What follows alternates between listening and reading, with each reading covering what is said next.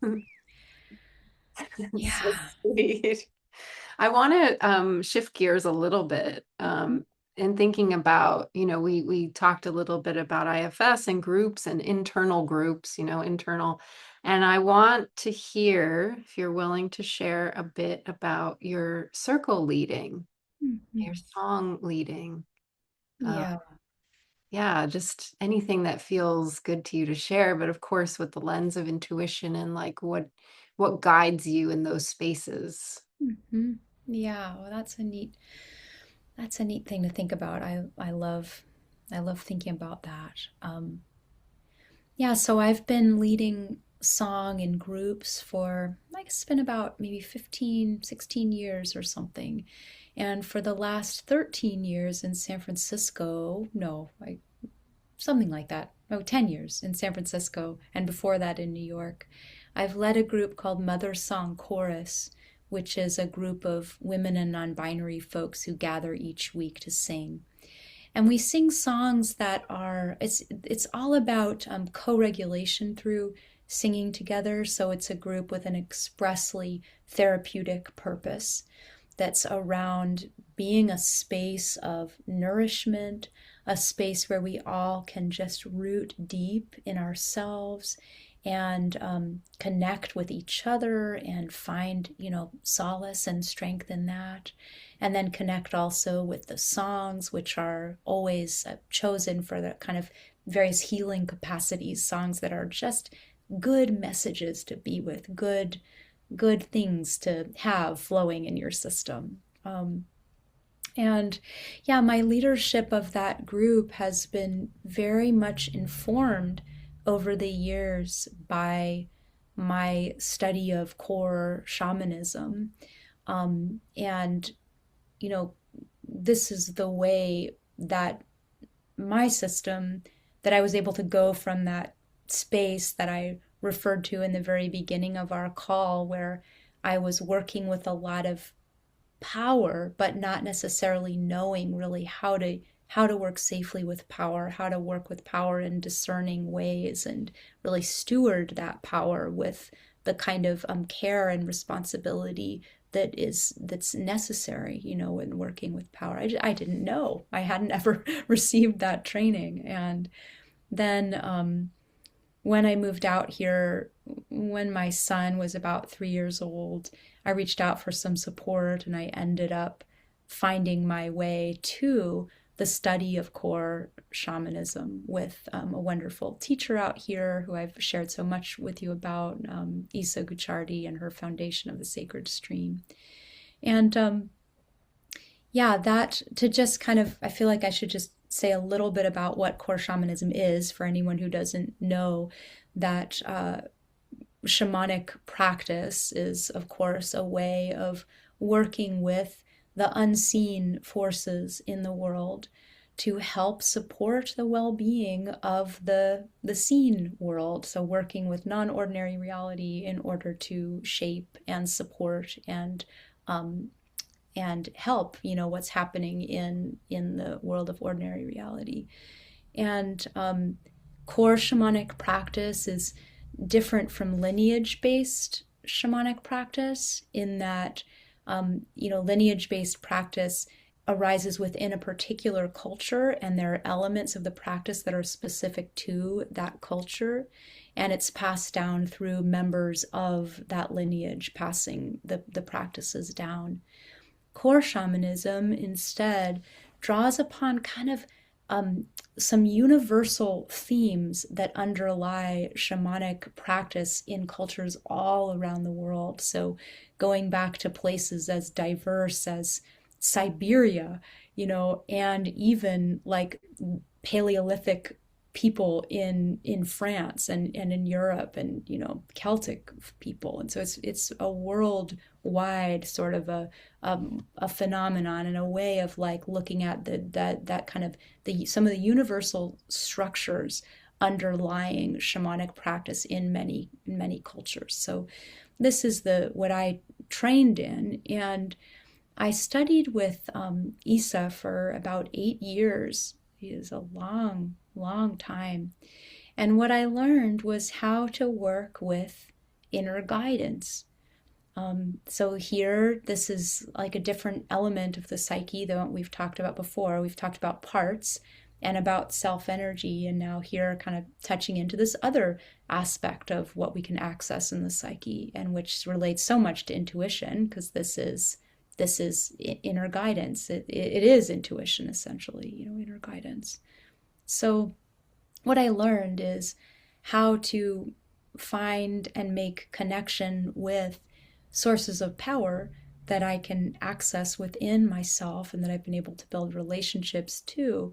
And that is what underlies all of the work that I do in the world now. And in terms of my circles that I lead, what it means is that there's kind of an energetic container that I set up around the work, and that holds us in grounding a kind of a healing frequency that can support and nourish all of us.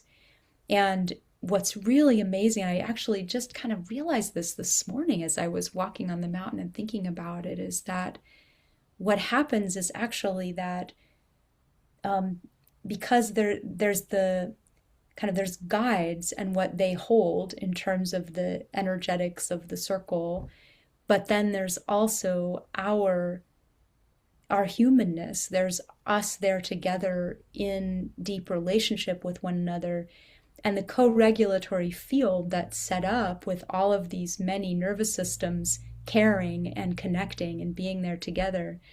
And what ends up happening there is that we all become a kind of a collective channel or vessel through which this goodness, this feeling of deep resourcing, of care, of singing. So often there's a lot of joy. There can be a lot of tears. There can be catharsis. Whatever's present emotionally in the group, our felt experience of our co-regulating systems in collaboration with the kind of deeper energetics, which I ground through like the work with guides, becomes something kind of more than the sum of its parts. And it's a really nourishing experience to be a part of. It's when it ends, we all just kind of stand there holding hands for a while, and a lot of times no one really wants to leave. People, it's sort of like, okay, let's get out the sleeping bags. Let's have a slumber party. And of course, we don't really do that. We all have families. We have a lot going on. But that's the feeling of having come together and created a deep, special experience together that we want to kind of stay close to, and that stays a source of nourishment to all of us returning to our individual lives.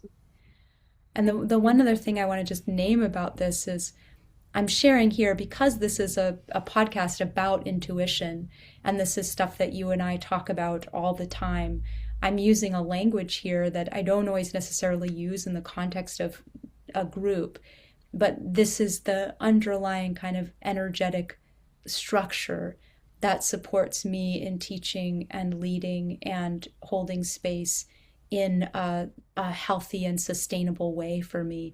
So I'm not walking around in these settings talking about my guide, saying my guide did this, my guide said that. It's not like that. It's a foundation. It's a foundation of a way that my system is structured that helps me to work in a safe and sustainable way.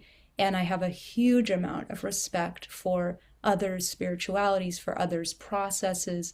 I never want to wield my own way of relating to these different layers of reality in a way that supersedes another person's. I truly want to hold a space that welcomes all of us. So for that reason, I do keep a lot of this in the foundation and don't necessarily talk explicitly about it.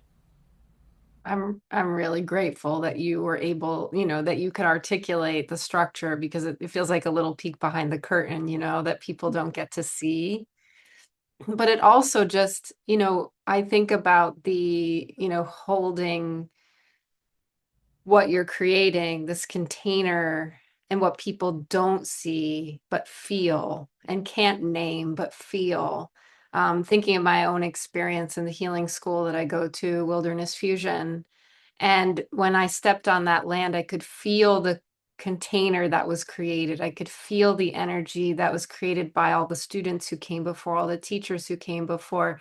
And that structure is very real. Yeah. And I think that's one thing that could be applied to so many other circumstances in life. Like when people come together in groups, there's a sense of, this structure you're talking about and the structure that I've experienced. There's this really important sense of intentionality and purpose behind that structure that is missing maybe from other settings. You can feel it when you step into a group of people and things might feel chaotic or disharmonious.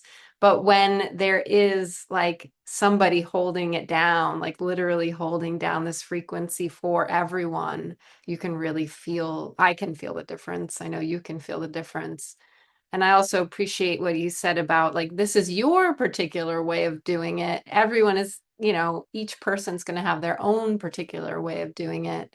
And to honor, and recognize that we all move in different ways and we all hold space in different ways. And there's no right or wrong way, but there is intentionality and purpose that feels kind of essential to holding that group and allowing them, you're giving them the space to be who they are in that space and to feel a sense of belonging in that space. And Yeah. one of the things that we, in tracker school, which is the lineage that the healing school that I go to, they talk about the harmonics of the group, which I find is really interesting because we all bring our own frequency and then together we create a unique harmonic and it's never the same based on who's there. It's always different. So it sounds, the way you described that just reminded me of that and that it is, a musical term, the harmonic. It really is like we bring our own songs with us into the circle. Yeah.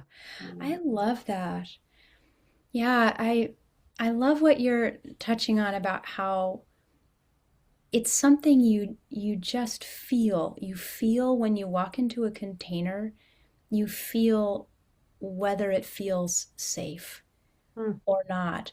I mean, although there's a lot of different ways to kind of think about it. I'm thinking like, what is it? Like, what is that feeling when you walk into a container and you just have the sense that this space is held in a way where I can show up in the fullness of myself. I Mm. think in my groups, what people reflect to me a lot is it's a feeling of I can be safe here. Mm. It's it's a feeling of I can bring my authenticity. I can laugh. I can cry. All the parts of me are welcome here. Yeah, and I'm thinking how different containers have different types of intentions set for them. Like there can be containers that are set up with an explicit intention to open a space that helps to really bring people to their edge, like to their leading edge, and the container is really activated in that kind of a way. Mm. But I think what's really interesting is we have so much capacity, there's so much potential for the leader of a space to very intentionally set what the intention of that container is and to hold it in such a way that supports a particular kind of experience for that group. And my kind of experience that I steward here, like is one of safety, of come as you are, of like put down your burdens and lean back into the field of love and care and um, safety. Mhm. But there are many different types of fields that can be established.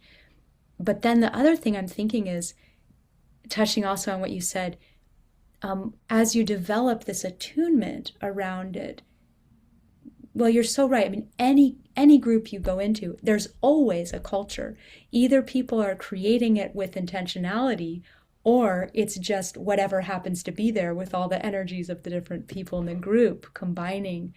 But it's interesting how, as we cultivate our awareness of these different kind of layers of what's going on energetically, the more we begin to be able to just sense coming into a space like, oh yes, this space is held.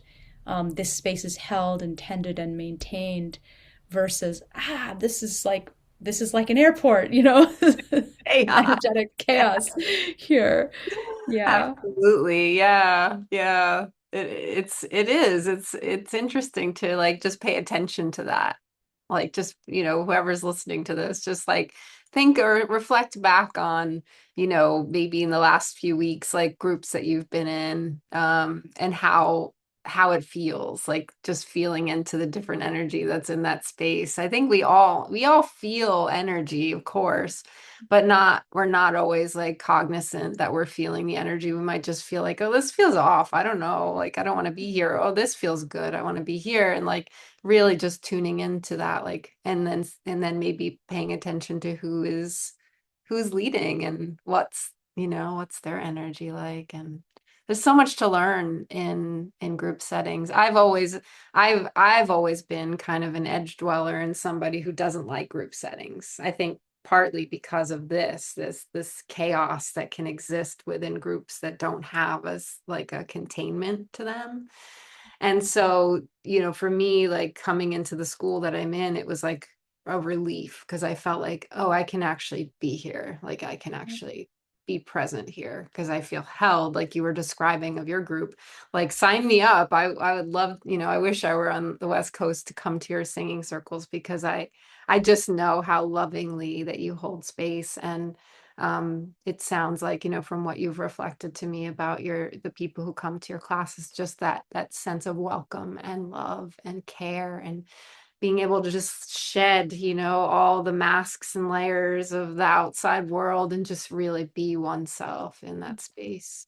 Yeah, and it's like a feedback loop is created, because and this is on a nervous system level, as our nervous system starts to feel safe and kind of send these cues of safety to others, we begin to do that for each other, and it becomes a whole system of that happening in a flowy kind of way. Yeah. And then I would imagine people step out of that and they bring that to their lives. So Mhm. there's like an impact within the group, and then there's an impact in the external world where they are interacting with people, their families, and whoever they interact with, bringing that energy to the world. Yeah. Yeah. Yeah. Mm. I'm thinking back also to what you said a moment ago about how we all have a sense of it. We can feel. We can walk into a situation and feel. Does this place feel like a place where I want to be, or does something feel a little crunchy here? And what I'm thinking about is how I think because of the ways in which we have oftentimes suppressed or turned away from the felt sense, I think a lot of times, unfortunately, when something feels off in the energy of a place, sometimes people really personalize it. Will feel like, oh, the problem is me. Like I don't belong. I'm just too weird. It's a neat thing about refining about this intuitive development that refines our capacity to perceive what's going on energetically in a situation is we become more empowered to notice where one person's energy starts and another begins, like where I end and where you begin, and to kind of sort out what's happening there, and to learn to like trust our felt sense around what feels like it is for me and what feels like it's not for me. And there need not be necessarily even any judgment connected with that. It might just be feeling, oh yeah, this isn't for me. Not, oh, I'm bad, I'm wrong, I don't fit in, all the stories, that can get started, but just, oh, this Yeah. this isn't a match. This isn't a fit for my system. Yeah. I really like that, removing kind of the blame, Mhm. self-blame or self-judgment that it's, you know, it's not personal. It isn't personal, you know. Yeah. Hmm. Hmm. Yeah, that was so good and so much. And it feels like yeah, it feels like there's some always more to ask and talk about, but I feel like this feels like a good place to kind of round things out and Yeah. just thank you. It's so like mm, my whole heart, my whole being thanks you for this Mm. gift. I feel that way too, dear. It's so sweet to connect here like this and to talk about these things. I have a part of me is kind of like is like like feels like this is it's subversive. It's subversive to talk about these things because there's so many things that we're sharing about here that we don't often really give voice to or give words to. At least I feel like I'm still finding the words to even talk about some of what this is. Mm, And so I really appreciate your bravery in opening a space for these conversations, not only with me, but with all of the people that you're talking to. Because you here in opening this space and having these kinds of conversations are working against that overriding left shiftedness, cultural shiftedness in a really powerful and significant and subversive kind of a way. mm, Um, yeah, I'm noticing like in my body how good it feels to talk about some of these things that mm, we didn't talk about in school.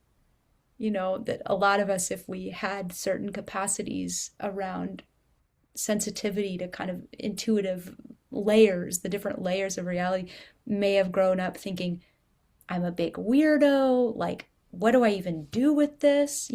So to talk about these things here, I think is really powerful. mm. Yeah. And I Yeah, thank you so much for inviting me into this conversation with you. yeah. Thank you so much for saying yes. And for, it's interesting because you're saying like this is feels subversive and it is new. Like it's not entirely new, but it's new to maybe a bigger audience. Not saying I have a big audience, but new to the public eye. And you're at the leading edge of being able to articulate. And everything you said to me, at least, was very coherent. And I could feel the energy of it. I could see the energy of it. It all makes sense to me. And I hope that it makes sense to anyone who's listening. Yeah. Uh, there's so much here. Like I'm excited to like go back and listen to it again and like keep feeling into the different energies that are here for people to tap into. There's just so much here. And there's I mean, I know there's more. I know there's more, but this is enough for now. And Yeah. I'm just so really grateful for you as a friend. Like if you all could know. What an amazing friend Noe is. Hopefully, you got an idea of that through this conversation. I Uh, feel that way about you too, so deeply. Yeah, from the cherry tree to here we are in our parallel jungles, opening a vortex between your jungle in Brooklyn and my on jungle here opposite, in Pacifica on opposite coasts. opposite. By the miracle of technology, here we are. Yeah. Oh, Yeah. thank you so much, Mm. Noe. I'm wishing you, Thank you so much. yeah, Yeah. love Thank you. you. Love you too.